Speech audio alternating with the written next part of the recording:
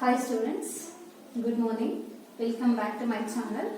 In the last session, we have discussed what is constructor and what are the types of constructor. So, I will repeat the definition of constructor. A constructor is a special member function. It is used to initialize the object itself, and this process is called as automatic initialization of an object. Understood? Then what are the types of constructors? The constructors are having three types. The three types of constructors are: number one, default constructor; number two, parameterized constructor; number three, copy constructor. So one by one we are discussed. First one here I will take on as default constructor. So what is default constructor?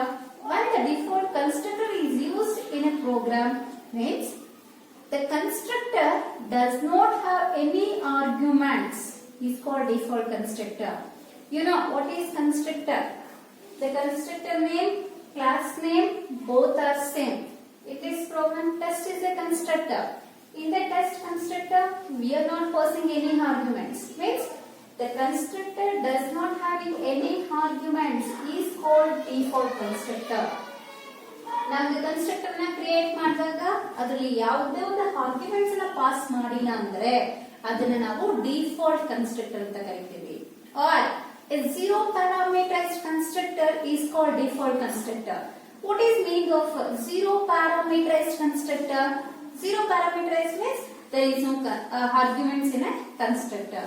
Clear the definition? The constructor does not having any arguments is called default constructor, or a zero parameterized constructor is called default constructor. Then when the default constructor is used, means in a program the user need not to pass any arguments at the time of creating a constructor. The default constructors can be used. ಅಂದ್ರೆ ಒಂದು program ಅನ್ನ implement ಮಾಡುವಾಗ constructor ನ create ಮಾಡುವಾಗ ನಾವು ಯಾವುದೇ arguments ಅನ್ನ pass ಮಾಡೋದಕ್ಕೆ ಇಷ್ಟಪಡಲ್ಲ ಅಂದ್ರೆ so we are using the default constructor because the default constructor does not require any argument. It does not having any arguments. In that time we are using default constructor. Understood? Then how we are implement the program with the help of default constructor. The program ಅನ್ನ default constructor and concept ಅನ್ನ use ಮಾಡಿ implement ಮಾಡೋದು ಹೇಗೆ? So here I will write one program, that is I write a C++ program to implement default constructor to initialize values to the private data members of the function, private members of the class. Understood? So here I will take the two common header files, iostream.h header file and io.h header file. Students, already you know these two are the common header files we are used in a C++ program. Next, we are using a class definition syntax to declare the class. So which class here we are defined? The class name I will select it as test. The test class we are defined with the help of the keyword class. In this test class, it is having two data members. What are the two data members? X and Y are the two data members. We are declared by using the integer data type. These data members we are declared in a private section because we are give security to our data members. Nobody can access the data outside of our class definition. So that's why the data members we are taken as a private data members. Next, the constructor rule says that the constructor name always same as class name. So that's why the class name we are selected to create a constructor. Test, your test is a constructor. The test we are called as a default constructor. Why it is called default constructor? The constructor does not having arguments, so that's why it is called default constructor. So class name and test constructor name both are same. The constructor is having parentheses, so it does not having arguments. This constructor can be used to initialize some values to the private data members of the class. Another rule says that the constructor always created in a public area. The constructor can be declared in a public area. Because the public constructor only initialize values to private data members of the class.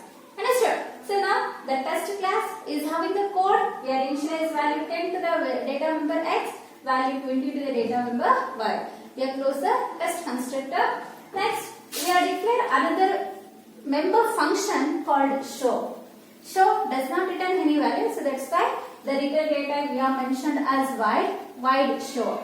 So this function can be used to display the value of X and the value of Y in our program. Have you write us your statement? Value of X is, we are display the X value.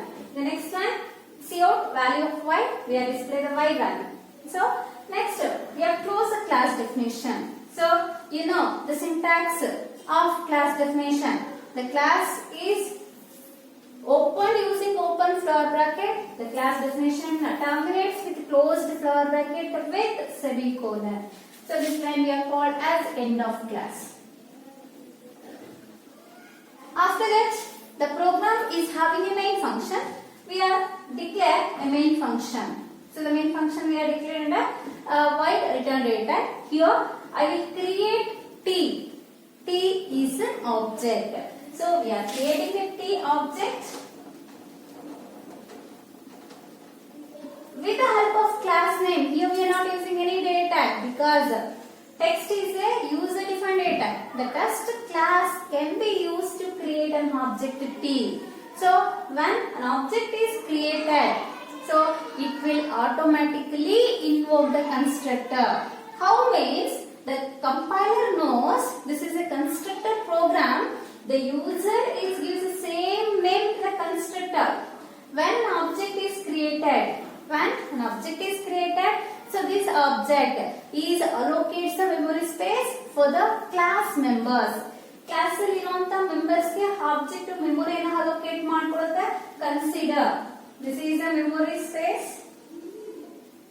The object T allocates this memory to the class members. What are the two members of the class?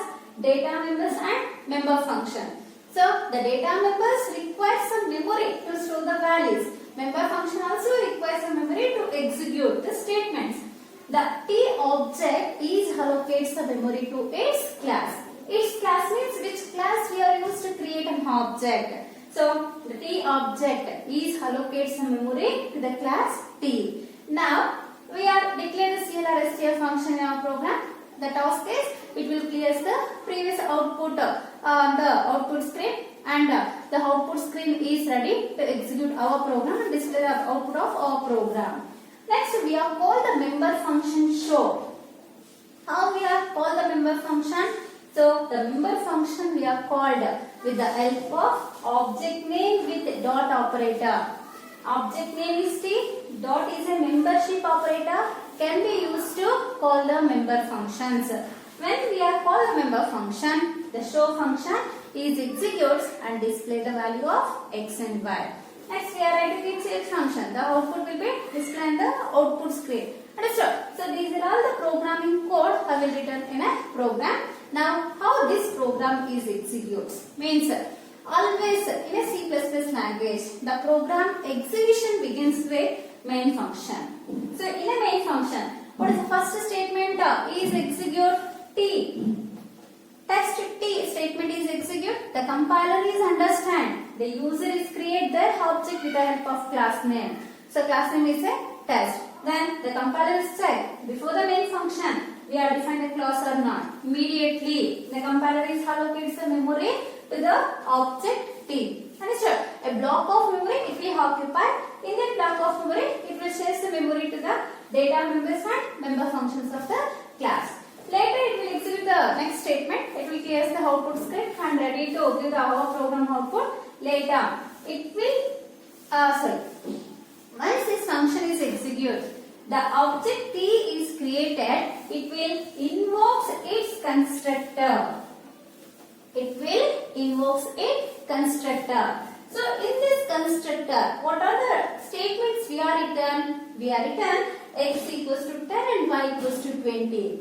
Now these two values are initialized to the private data members of the class. So which value can be stored in the x variable? Which value can be stored in the variable value 20. Now these two values can be stored in a variable data members by using a memory space. The memory is given by the object T. The memory is allocated for x and y variables. So in that memory space, whatever initial values we are given to the data members, those initial values can be stored in a private data members. Understood? So once a constructor is finished its execution, later is go back to the main function and it will execute t.show function. When we are calling the member function, immediately the compiler is verified where the show function is defined. So the show function we are defined here and start its execution. Show function execution starts. In the show function, the first statement we are written as cout. It will display value of x. It will display value of x is, we are written the data member is x. X contains the value is 10 and value is displayed and it will display value of y. So which value can be stored in the y variable? The data member y contains the value is 20. So this 20 is displayed and this output is displayed in a present output screen when the getCH function is executed. The getCH function we are written in a program because without pressing any external key, we are received our program output on a current monitor screen or output screen. Understood? Next, it will answer main function execution. So here you clearly understand the concept default constructor. The default constructor means the constructor does not having any arguments. You know, constructors are called once. The further callings are not allowed. When the constructor is called or when the constructor is invoked means when an object is created of the class, when an object is created of that class, then the constructor is automatically invoked and it will initialize its value. Understood? So, ಯಾವಾಗ ನಾವು the constructor ನ create ಮಾಡ್ತೀವೋ immediate ಆಗಿ automatic ಆಗಿ ಅದು constructor ನ call ಮಾಡ್ಕೊಳ್ಳುತ್ತೆ. ಆ constructor ಏನು ಮಾಡುತ್ತೆ values ಅನ್ನ initialize ಮಾಡುತ್ತೆ. ಅದನ್ನ ನಾವು constructor definition ಆಗಿ ತಗೊಂಡಿದ್ದು. Constructor is a special member function. It is used to initialize values itself and this process we are called as automatic initialization of an object.